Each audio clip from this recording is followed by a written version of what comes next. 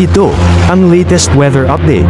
Alamin ang pinakasariwang ulat panahon ngayon dito sa Information TV Educational Channel 2. Umiiral ang southwest monsoon o habagat dito sa may buong bahagi ng Luzon, pati na rin sa may kanlurang bahagi ng Kabisayaan. Ito pa rin yung magdudulot ngayong gabi ng mga kalat-kalat na mga pag-ulan, mga pagkidlat at pagkulog, lalo na po dito sa bahagi na Ilocos Region, Zambales at Bataan.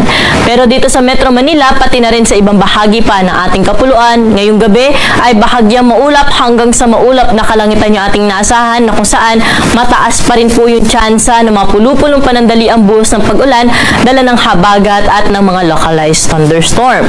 Samantala, yung minomonitor po nating bagyo sa labas ng ating area of responsibility, isang ganap na tropical storm na may international name na Maria. At kung makikita natin dito, malayo po ito sa ating area of responsibility at wala itong direktang epekto sa anumang bahagi ng ating bansa.